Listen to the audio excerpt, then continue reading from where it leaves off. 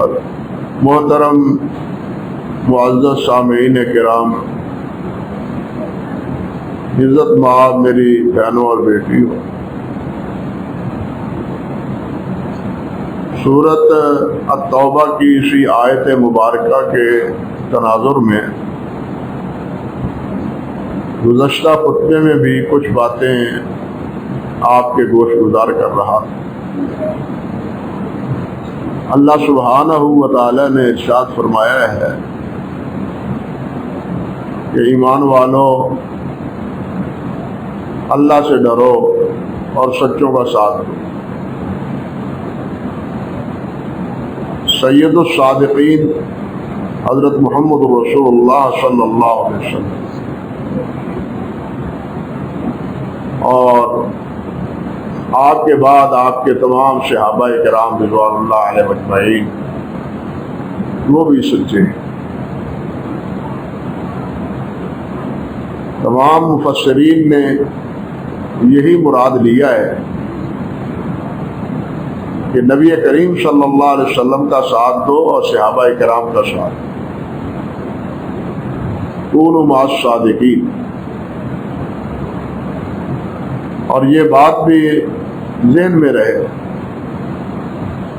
کہ دنیا کی سب سے بڑی سچائی توحید۔ اگر توحید نہیں ہے، انسان جو بھی سچ بولتا رہے اس کا کوئی فائدہ نہیں۔ اگر توحید نہیں ہے، کیونکہ سب سے بڑا جرم شرک جو جھوٹ پر مبنی، اگر شرک ہی سے انسان چھٹکارا نہیں پاتا، اس کا ارتکاب کرتا رہتا ہے، وہ لاکھ سچ بولے وہ جھوٹ کا جھوٹا ہی ہے۔ اور دوسری بات کہ نبی کریم صلی اللہ علیہ وسلم کے جو اقوال ہیں، جو فرامین ہیں، جو اعمال ہیں، وہ سب کے سب ہمارے لیے اسوہ ہیں اور سب کے سچ سچائی کے پر مبنی ہے، یعنی حدیث اور سنت۔ یہ تو ہے سچائی، اور اس کے مقابلے میں جتنی بدعات ہیں، جتنی خرافات ہیں، وہ سب جھوٹ پر مبنی۔ یہ بنیادی بات ہمیشہ پیش نظر رہنی چاہیے کہ بدعات جتنی بھی ہیں، یعنی اللہ کے نبی علیہ السلام سے ہٹ کے، صحابہ کرام رضوان اللہ علیہ اجمعین سے ہٹ کے جو بھی طریقہ اختیار کر لیا جائے، اس کو جو بھی عبادت کا نام دے لے کوئی، لیکن وہ سراسر جھوٹ ہے اور سراسر خرافات ہے اور سراسر بدعت۔ اللہ ذوالجلال والاکرام نے ہمارے لیے اپنے حبیب صلی اللہ علیہ وسلم کو اسوہ بنایا ہے، اور آپ ہی نے صلی اللہ علیہ وسلم نے یہ بات فرمائی ہے کہ تم میں اگر کوئی زندہ رہے گا تو دیکھے گا کہ لوگوں میں کتنے اختلافات، فَيَرَى اخْتِلَافًا كَثِيرًا، بہت سارے اختلافات دیکھے گا۔ تو صحابہ کرام رضوان اللہ علیہ اجمعین نے پوچھا جی کہ پھر اس اختلاف سے بچنے کی راہ کیا ہے؟ تو اس وقت بھی آپ علیہ السلام نے یہی بات ارشاد فرمائی تھی کہ ما انا علیہ واصحابی، بچنے کی ایک ہی راہ ہے کہ جو راستہ میرا ہے اور میرے صحابہ کا ہے، وہی بات بچنے کا راستہ ہے، اس کے علاوہ اور کوئی بچنے کا راستہ نہیں۔ وہ کسی بزرگ کی تابع داری کر لے، کسی امام کی تابع داری کر لے، اگر اس کی تائید اللہ اور اللہ کے رسول اور اللہ کے رسول کے صحابہ سے نہیں ہوتی تو وہ سراسر خرافات، اس کا دین کے ساتھ کوئی تعلق نہیں۔ اس لیے حق وہ ہے جو سب سے پہلا بول آپ نے بولا تھا، قولوا لا الہ الا اللہ، سب سے بڑا حق یہ اور سچ یہ، اور اس کے بعد سچ ہے نبی علیہ السلام کے ارشادات، آپ کے فراغی۔ اور میں نے عرض کیا تھا کہ حافظ ابن قیم فرماتے ہیں کہ سچ وہ ہے قول کا بھی سچا ہو، فعل کا بھی سچا ہو، احوال کا بھی سچا ہو۔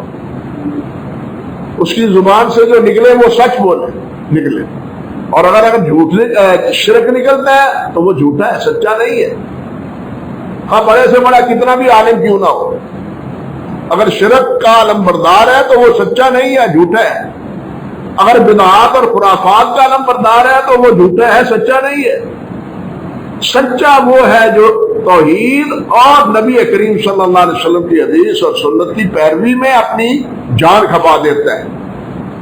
یہ ہے احوال اور یہ ہے افعال میں، یعنی جو عمل کرتا ہے وہ بھی کتاب و سنت کے مطابق، کیونکہ کتاب و سنت ہی سچ ہے، بات سمجھا نا، اور احوال بھی، حالات بھی، وہ بھی نبی علیہ الصلوۃ والسلام کی پیروی میں، صحابہ کرام رضوان اللہ علیہم اجمعین کی پیروی، یہ ہے معیار سچائی کا۔ حدیث میں آتا ہے، حضرت عبداللہ بن مسعود رضی اللہ تعالی عنہ فرماتے ہیں، صحیح بخاری کی روایت، ان الصدق یہدی الی البر، کہ سچ بولنا نیکی کی طرف رہنمائی کرتا ہے، سچ بولے انسان تو یہ سچائی نیکی کی طرف لے جاتی۔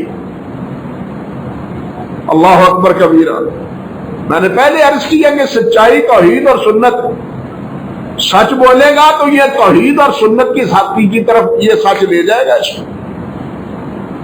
والبر یہدی الی الجنہ، نیکی جو ہے اس کو جنت کی طرف لے جائے گی، اور ساتھ فرمایا وَأَنَّ الرَّجُلَ لَيَصْدُقُ حَتَّى يَكُونَ صِدِّيقًا، آدمی سچ بولتا رہتا ہے، سچے عمل کرتا رہتا ہے، یہاں تک کہ وہ اللہ کے ہاں صدیق لکھا جاتا ہے۔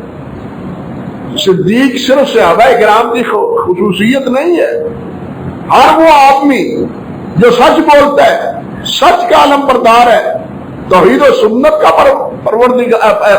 پابند ہے، وہ صدیق کے راستے پر چلنے والا ہے۔ آخر اللہ سبحانہ و تعالیٰ نے یہ جو بات ارشاد فرمائی ہے کہ وَمَن يُطِعِ اللَّهَ وَرَسُولَهُ فَأُولَٰئِكَ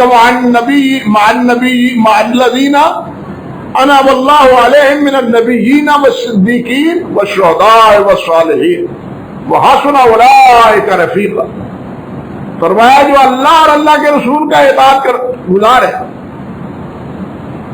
اللہ اور اللہ کے رسول کا اطاعت گزار ہے، وہ آدمی، اس کو کس کی معیت ملے گی؟ انبیاء کی، صدیقین کی، شہداء کی، صالحین، اور یہی مراتب ہے اللہ کے ہاں، اللہ رب العزت کے ہاں یہی مراتب ہے۔ سب سے بڑا مرتبہ نبوت کا ہے، دوسرا مرتبہ صدیقیت کا ہے، تیسرا مرتبہ شہداء کا ہے، اور اس کے بعد اولیاء کرام ہے۔ اللہ اکبر کبیرہ۔ ہمارے صوفیوں میں یہ جو ہمارے صوفیہ حضرات ہیں، اللہ ہم سب کو راہ راست پر رکھے، ان کے نزدیک بڑے اقسام ہیں، وہ کسی کو غوث کہتے ہیں، حالانکہ غوث کا کوئی لفظ نہ قرآن تو خدا کسی حدیث میں کسی صحابی کے زبان پر بھی نہیں آیا، لیکن یہاں غوث ہے، اور غوث بھی ایک ان میں سے غوث العظم ہے، غوث میں بھی ایک غوث العظم ہے، پھر ابدال ہے، پھر نجبہ ہے، یہ اقسام ہیں، لیکن ان ہی الا اسماء سميتموها انتم وآباؤكم ما انزل الله بها من سلطان، یہ نام اللہ اور اللہ کے رسول نے نہیں رکھے، اور پھر ان کے جو اختیارات ان لوگوں نے تجویز کر رکھے ہیں، بنا بخدا وہ ان کو انسانیت سے اٹھا کے رب ذوالجلال کے مقام اور منصب تک اٹھانے کے مترادف ہے کہ غوث یہ ہوتا ہے، اس کے ہاتھ میں سب کچھ ہے، حتیٰ کہ سورج بھی اس کے حکم سے نکلتا ہے، غروب ہوتا ہے تو اس کے حکم سے غروب ہوتا ہے، انا للہ و انا الیہ راجعون۔ یہ سب خرافات ہیں، سب وجدانی باتیں ہیں، سب کشفی باتیں ہیں۔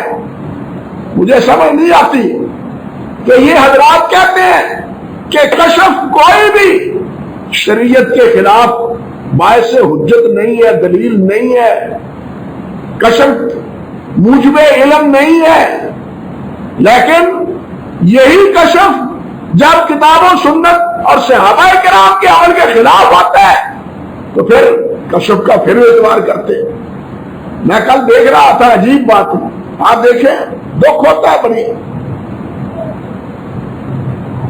علامہ قحطانی رحمۃ اللہ علیہ نے ایک کتاب لکھی ہے جن میں متواتر احادیث کا ذکر کیا ہے متواتر احادیث کا، ان میں سے یہ حدیث بھی متواتر ہے نبی علیہ السلام کے شق صدر کی، کہ آپ کا سینہ مبارک 2 بار چاک کی ہوا، پہلی بار بچپن میں اور دوسری بار جب معراج کی رات لے جایا گیا، 2 دفعہ ہوا ہے۔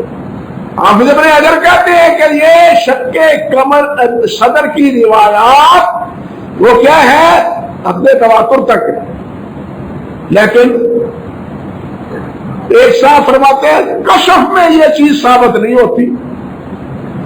اب بتلائیے کشف معتبر ہے یا حدیث معتبر ہے؟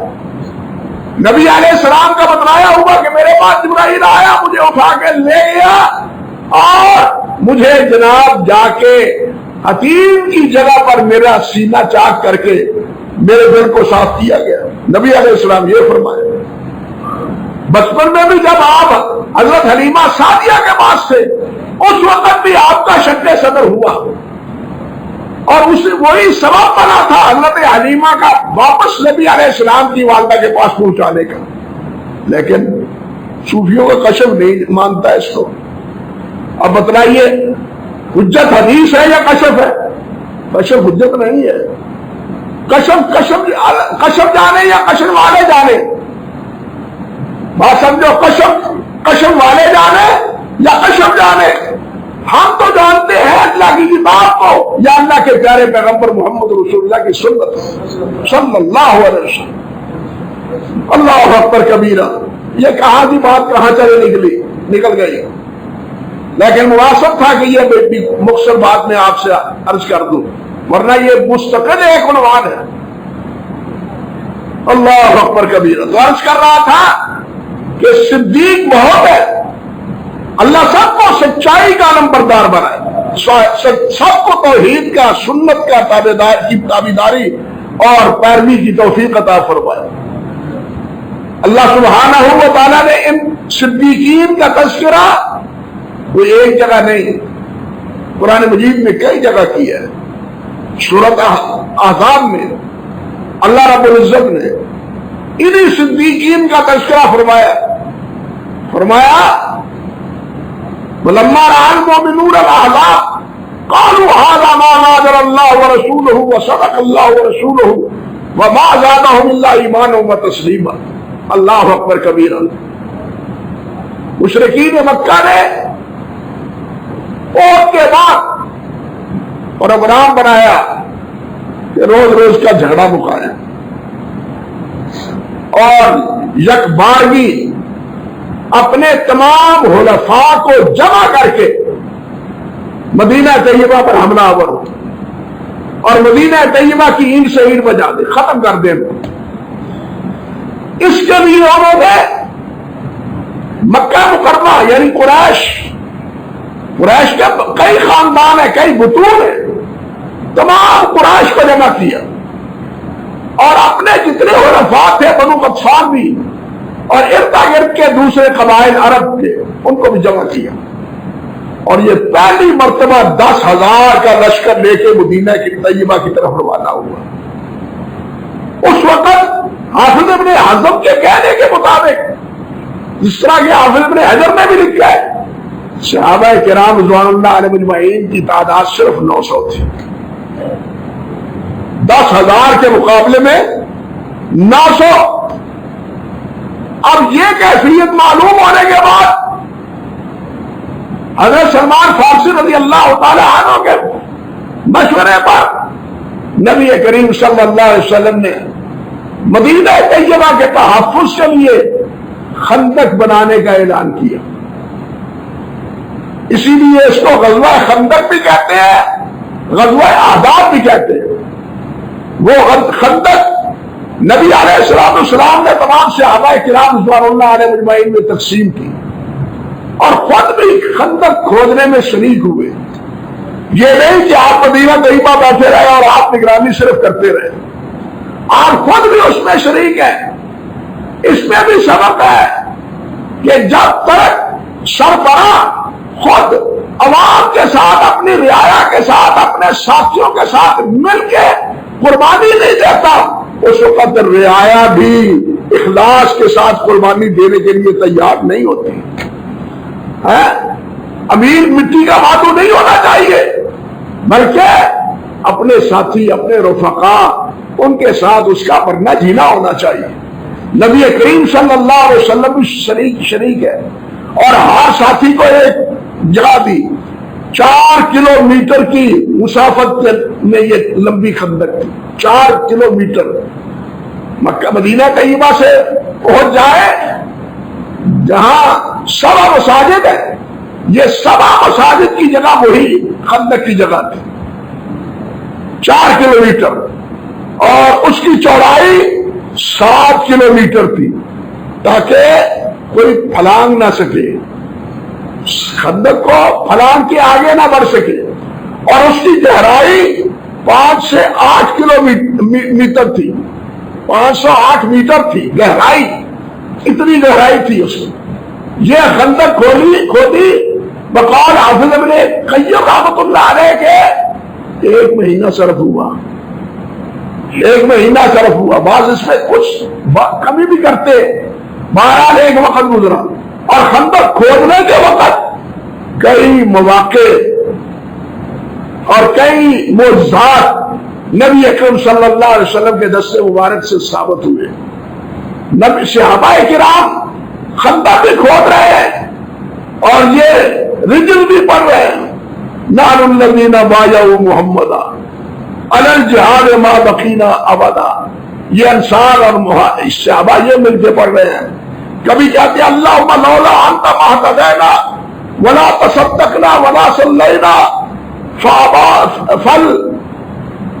فانزل السکینۃ علینا وثبت الاقدام ان لاقینا ان العلا قد بغوا علینا وان ارادوا فتنۃ ابینا. اللہ اکبر کبیرہ. یہ رجز پڑھتے ہیں اور ناسات نبی علیہ السلام بھی پڑھتے ہیں. کیا مطلب ان کا؟ پہلے شعر کا، پہلے رجز کا ترجمہ یہ ہے اللہ اکبر کبیرہ. اللہ لا عیش الا عیش الاخرہ فانصر الانصار والمہاجرہ. یا اللہ زندگی دنیا کی کیا زندگی، کوئی زندگی آخرت کی. یا اللہ فاغفر الانصار والمہاجرہ. یہ میرے ساتھی انصار، ان کو بھی معاف کر دے اور ان مہاجرین کو بھی معاف کر دے. اور کبھی کہتے ہیں اللہم لولا انت ہدینا. اے اللہ اگر تو ہمیں ہدایت نہ دیتا تو ہم ہدایت یافتہ نہ ہوتے. اے بارے الہ ہمارے اوپر سکینت نازل فرما دے اور ہمارے پاؤں کو ثابت قدم پر رکھ دے. ان العلا قد بغوا علینا. ان لوگوں نے ہمارے اوپر بغاوت کی ہے. اور بارے الہ ان ارادوا فتنۃ ابینا. انہوں نے فتنے کا ارادہ کیا ہے لیکن ہم فتنے میں مبتلا نہیں ہونا چاہتے، ہم انکار کرتے ہیں. یہ رجز بھی پڑھ رہے ہیں. خندق کھودی گئی. قصہ مختصر. منافقوں نے جو باتیں کی اسی صورت احزاب میں ان کی منہ شگافیوں کا بھی تذکرہ ہے.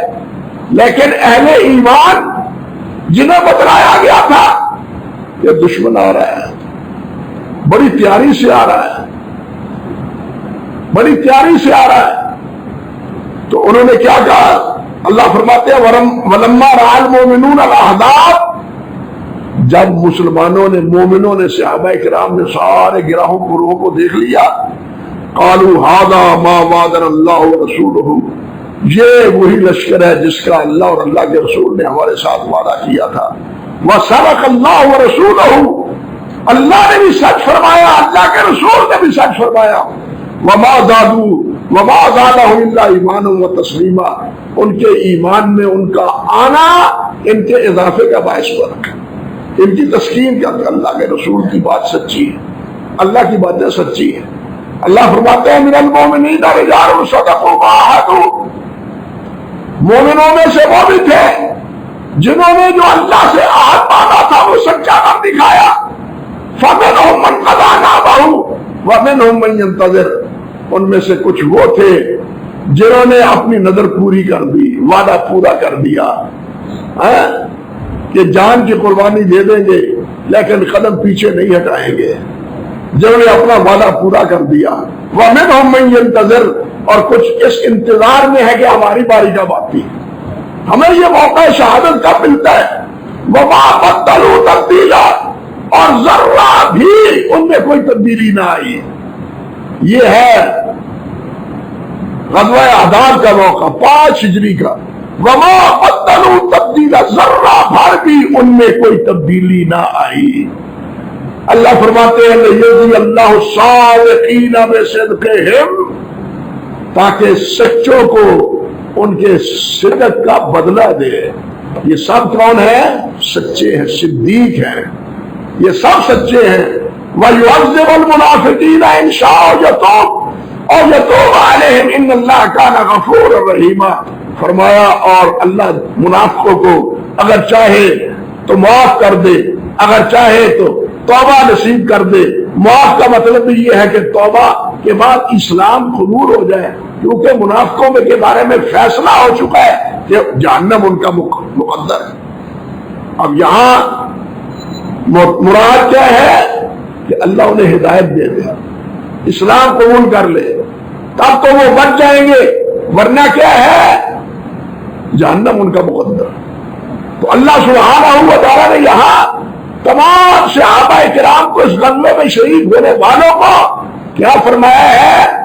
اللہ صادقین، سچے ہیں یہ سب، لیجزی اللہ الصادقین بصدقہ۔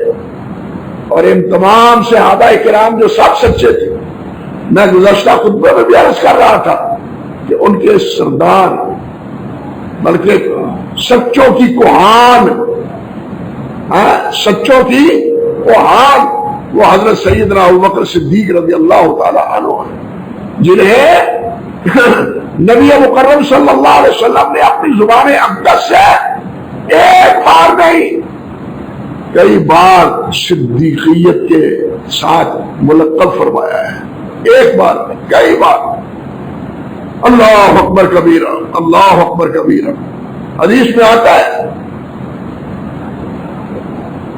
کہ نبی کریم صلی اللہ علیہ وسلم، 2 حدیث میں پہلے بھی خطبے میں سنا چکا ہوں، حدیث میں آتا ہے حضرت سیدہ عائشہ صدیقہ رضی اللہ تعالی عنہا نے نبی علیہ السلام سے پوچھا کہ حضور یہ جو اللہ سبحانہ و تعالی نے ارشاد فرمایا ہے والذین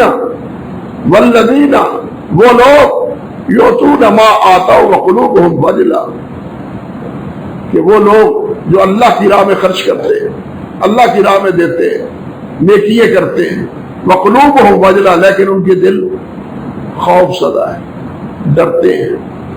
حضرت سیدہ عائشہ فرماتی ہے کہ میں نے عرض کیا حضور کیا ان سے مراد چور اچکے لوگ ہیں، شرابی لوگ ہیں، نافرمانی کرنے والے لوگ ہیں؟ نبی علیہ السلام نے کیا ارشاد؟ لا یا بنت صدیق، صدیق کی بیٹی نہیں۔ نبی علیہ السلام نے کیا فرمایا؟ لا یا بنت صدیق، صدیق کی بیٹی نہیں، ولكن الذين يصومون ويصلون ويصدقون وهم يخافون الا تقبل منهم، بلکہ اس سے مراد وہ ہیں جو نمازیں پڑھتے ہیں، صدقہ خیرات کرتے ہیں، روزے رکھتے ہیں، لیکن وہ ڈرتے ہیں کہ پتہ نہیں یہ قبول بھی ہوتا ہے کہ نہیں ہوتا، پتہ نہیں یہ قبول بھی ہوتا ہے یا نہیں۔ یہ ہے تو نبی علیہ السلام نے کیا فرمایا؟ حضرت عائشہ کو صدیق کی بیٹی فرمایا۔ اللہ اکبر کبیرہ۔ حضرت حکم، بلکہ معراج کی رات جبرائیل امین سے نبی علیہ السلام نے پوچھا کہ جبرائیل کون مانے گا میری بات؟ کہ میں بیت المقدس گیا ہوں اور بیت المقدس سے آسمانوں پر گیا ہوں، 7واں آسمانوں کو دیکھ کے اور واپس راتوں رات پھر بیت المقدس سے ہو کے آ گیا ہوں، کون مانے گا؟ تو حدیث میں آتا ہے کہ حضرت جبرائیل نے فرمایا یصدقک ابو بکر وہو صدیق، کہ آپ کی تصدیق ابو بکر کرے گا، ابو بکر صدیق ہے۔ اور پھر ابو بکر صدیق نے رضی اللہ تعالی عنہ انہوں نے پھر واقعہ نبی علیہ السلام کے اس واقعے کی معراج کی تصدیق سب سے پہلے کی۔ ابو جہل کی حمزہ سرائی کے بعد الرغم اس نے پوچھا، لیکن پوچھا کیا؟ ان کا نقالہ فقط صدق، یہ کہا کس نے ہے کہ میں بیت المقدس گیا ہوں، آسمانوں پر گیا ہوں؟ ابو جہل کہنے لگا کبھی ماننے میں آتا ہے ابو بکر؟ وہ کہتا یار پہلے یہ بتلاؤ یہ کہا کس نے؟ یہ کہا ہے تمہارے ساتھی محمد نے صلی اللہ علیہ وسلم۔ تو نبی علیہ السلام کیا فرماتے ہیں، ابو بکر کیا کہتے ہیں؟ ان کا نقالہ فقط صدق، اگر آپ نے فرمایا ہے تو بالکل سچ فرمایا، پھر آپ گئے ہیں، جھوٹ نہیں ہو سکتا۔ اور اسی کی تصدیق ابراہیم نے کی تھی، بلکہ حافظ ابن قیم رحمۃ اللہ علیہ، علامہ نووی رحمۃ اللہ علیہ، ان دونوں نے کہا ہے کہ صدیق کے لقب کا سبب کیا ہے؟ صدیق کے لقب کا سبب یہ ہے، وہ فرماتے ہیں یا تو سب سے پہلے ابو بکر صدیق مسلمان ہوئے تھے، یا دوسرا سبب کے آسمان سے آنے کے معراج کے آنے پر سب سے پہلے تصدیق حضرت ابو بکر صدیق نے کی۔ یہ دو سبب ذکر کرتے ہیں۔ اور نبی علیہ السلام کی وہ حدیث اللہ اکبر کبیرہ جس میں نبی علیہ السلام نے فرمایا، حضرت علی سے ہی یہ روایت ہے، ان اللہ باسمی الیکم فقلتم قذبتم، اللہ اکبر کبیرہ، یہ وہ اپنے بخاری کی روایت ہے۔ فرمایا کہ میں نے تمہیں کہا تھا، اللہ نے مجھے تمہاری طرف رسول بنا کے بھیجا ہے، فقلتم قذبتم، تو تم نے کہا تھا کہ محمد جو تم جھوٹ بولتے ہو، لیکن وقال ابو بکر صدقتا، اس وقت ابو بکر ایک تھے جس نے کہا تھا کہ آپ سچ بولتے ہیں۔ یہاں ایک بات اور دیکھی، حضرت میمون بن مہران رحمۃ اللہ علیہ یہ کبار تابعین میں شمار ہوتے، اولیاء میں تو ان کی ایک عجیب بات ہے، وہ کہتے ہیں ابو بکر کے ایمان کی کیا بات کرتے ہیں؟ جب نبی علیہ السلام شام گئے تھے، بحیرہ راہب راستے میں ملا تھا، نبی علیہ السلام کے ہمراہ ابو بکر بھی تھے، بحیرہ نے نبی علیہ السلام کی نبوت کی تصدیق کی تھی، ابو بکر نے تو نبی کی نبوت کو اس وقت ہی دل سے تسلیم کر لیا تھا، اور ابو بکر وہ تھے جنہوں نے بنا کر حضرت خدیجہ اور نبی علیہ السلام کے نکاح میں سلسلہ جنبانی کا کردار ادا کیا۔ اس وقت تو حضرت علی پیدا نہیں ہوئے تھے، جھگڑا کس بات کا؟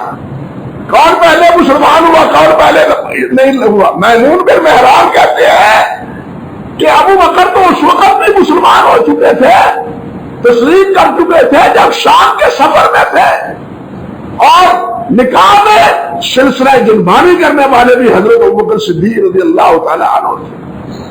حضرت سیدنا علی رضی اللہ تعالی عنہ کا فرمان ہے، وہ فرماتے ہیں، حضرت حکم بن سعد فرماتے ہیں رحمت اللہ علیہ، عمرانی کی اور تاریخ کبیر میں امام بخاری نے صحیح سند کے ساتھ ان کا یہ قول ذکر کیا ہے۔ حافظ ابن حجر نے بھی اس کو فتح الباری میں ذکر کیا، نقل کیا ہے، کہتے ہیں سمعت علی یحلف باللہ، میں نے حضرت علی سے سنا وہ اللہ کی قسم کھا کے کہتے تھے، اللہ اکبر کبیر، اللہ کی قسم کھا کے کہتے تھے للہ انزل اسم ابی بکر من السماء الصدیق، کہ اللہ ذو جلال نے صدیق کا لقب آسمان سے اللہ نے نازل کی ہے۔ حضرت علی رضی اللہ تعالی عنہ قسم اٹھا کے یہ بات کہتے تھے۔ ایک دفعہ حضرت علی کے دور میں رضی اللہ تعالی عنہ کے دور مبارک میں یہ مسئلہ آیا کہ شرابی کو کتنی سزا دینی چاہیے، نبی علیہ السلام کے دور میں معمول تھا جوت پتان کا، مارنے کا، چڑیے مار دو، لیکن کوئی تعداد مقرر نہ تھی جس طرح صحیح بخاری میں ہے۔ لیکن حضرت ابوبکر صدیق نے 40 گھوڑے، حضرت عمر فاروق نے صحابہ کے مشورے سے 80 گھوڑے، حضرت عثمان بھی اسی پر، حضرت علی کے دور آیا، اب ان کی بات سنیے۔ نزار بن صبرہ کہتے ہیں رحمت اللہ علیہ کہ فرماتے ہیں اللہ اکبر کبیرہ کہ یہ 4 جناب رسول اللہ صلی اللہ علیہ وسلم 40 و ابو بکر صدیق 40 و عمر بن خطاب 80 و کل سنہ۔ ابو بکر کا نام لیتے ہوئے کیا کہا؟ وہ ابو بکر الصدیق و ابو بکر الصدیق 40، انہوں نے 40، حضرت عمر فاروق نے 80، فرماتے ہیں وہ کل سنہ، سب ٹھیک ہے۔ کیوں؟ اس لیے 80 اس لیے صحابہ نے مشورہ دیا کہ یہ شراب پیتا ہے تو اس وقت نشے کی حالت میں جھوٹ بولتا ہے، اور جھوٹ بولنے کے ساتھ ساتھ کسی پر الزام تراشی بھی کر دیتا ہے، تو جو کسی پر الزام تراشی کرتا ہے اس کو 80 کوڑے کی سزا ہے۔ اس لیے شرابی کو 80 کوڑے لگانی چاہیے۔ حضرت عمر فاروق رضی اللہ تعالی عنہ کے دور میں یہ تھا، تو حضرت علی رضی اللہ تعالی عنہ نے فرمایا کہ نبی علیہ السلام کے دور میں اتنے تھے، اور ابو بکر صدیق کے دور میں بھی اتنے تھے۔ اسی طرح حضرت ابو ذر سے روایت ہے، اللہ نظام بن ثورہ فرماتے ہیں رحمت اللہ علیہ کہ میں نے حضرت علی سے سنا ذالک امر السمائے، ذالک امر سماہ اللہ صدیق علی لسان جبرائیل۔ کیا کریں کہ یہ صدیق کا نام تو جبرائیل آسمان سے لے کے آئے تھے، صدیق کا نام تو آسمان سے جبرائیل لے کے آئے تھے، تو یہ صدیقوں کے کیا ہیں؟ صدیق اکبر ہیں، جنہیں ایک بار نہیں بلکہ کئی بار نبی کریم صلی اللہ علیہ وسلم نے سلسلہ اپنے صدیق قرار دیا۔ ان کے بعد سب صحابہ صدیق ہے، اور سب ان کے پیروکار جو اسی راہ کے راہ ہے وہ بھی صدیق ہے۔ اللہ سبحانہ و تعالی ان صدیقوں کا ساتھی ہمیں بنائے۔ یہ جو اللہ ذو الجلال نے فرمایا یا ایھا الذین آمنوا اتقوا اللہ وکونوا مع الصادقین، ایمان والو اللہ سے ڈرو، سچوں کا ساتھ دو۔ یہ ہے سچے محمد رسول اللہ، یہ ہے سچے صحابہ کرام رضوان اللہ علیہم اجمعین۔ اللہ ہمیں ان کی رفاقت نصیب فرمائے، دنیا میں بھی انہی کے کا راہ بنائے، اور قیامت میں بھی ان کی رفاقت۔ اور اللہ نے خود وحسن اولئک رفیقا، اس سے بہتر رفاقت اور کون سی ہو سکتی؟ اس سے بہتر اور کوئی رفاقت نہیں ہے۔ اللہ ہمیں ان کا ہم نوا بنائے، اور ان کا قیامت کے دن ساتھی بنائے، اور انہی کے ہمراہ نبی علیہ السلام کی قیادت میں جنت الفردوس نصیب فرمائے۔ اقول قولی ھذا استغفر اللہ لی ولکم